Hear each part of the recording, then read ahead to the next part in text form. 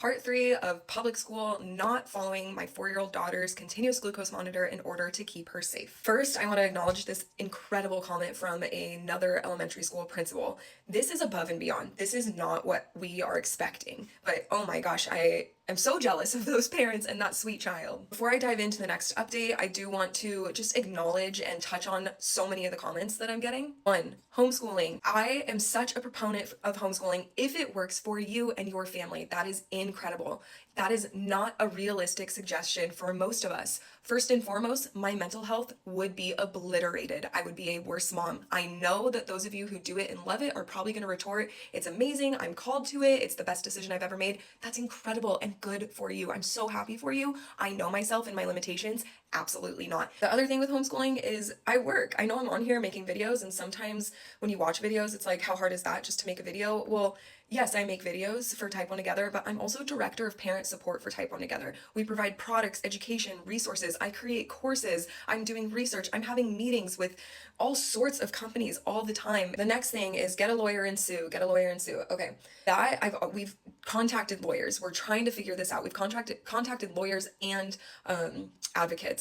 So what we've been told is if we go down the whole suing the school or suing the district route, that is years away from actually having a resolution. It's very expensive, it's very painful, and in the meantime, what do we do with our daughter? We're kind of stuck here because the cluster nurse that is following orders and who refuses to bend at all, she oversees every school that is within driving distance for us. We are stuck. The alternative is private school. We can't afford it. We're in escrow on a house. We just can't afford it. And that shouldn't be the answer, you guys. The answer should be, because a public education is a right afforded to all Americans, they should be figuring out how to follow ADA guidelines. So the other thing is advocate, get an advocate. We're going down that process. We contacted the American Diabetes Association. We pleaded our case. It's currently in their system. We should hear back within 5 to 7 business days. And usually they will send a representative. Typically it's a lawyer who works for them. I believe, I could be wrong, but they're not representing us. They're just an advocate at the 504 meeting. Okay, back into the actual update and what's going on. So our endocrinology team finally got back to us, and I am so grateful they did.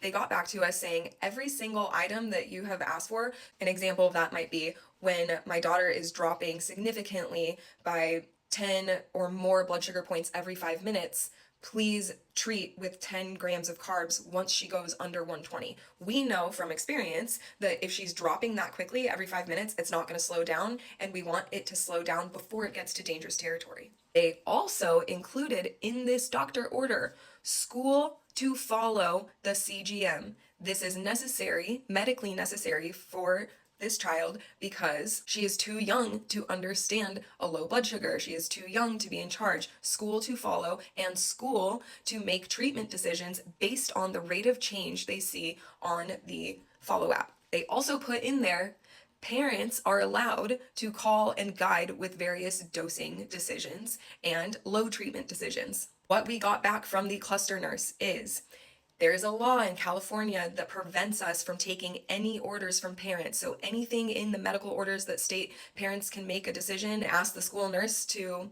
dose extra or give a low snack at a different time, we're not following that.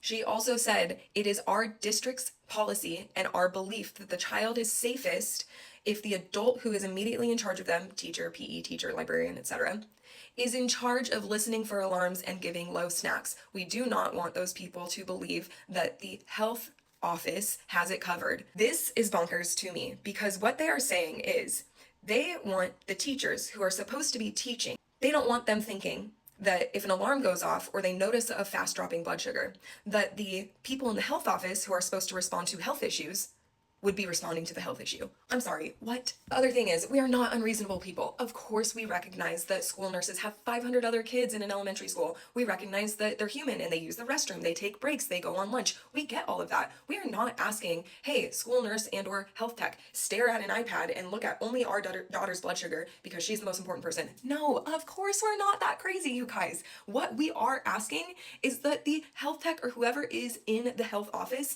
has an iPad or something up on their screen and they can kind of glance every now and again at my daughter's blood sugar. If they happen to notice that it is dropping drastically or jumping up by 50, she needs insulin. We can't just let her go from 150 to 200 to 240 to 280 to 360. That makes her feel crappy and it's going to impact her school day. So we're asking, hey, health tech school nurse, if you happen to see that, please make a treatment decision based on that. If you happen to hear an alarm and you're with another student, walkie talkie to the teacher. I hear an alarm, you got it?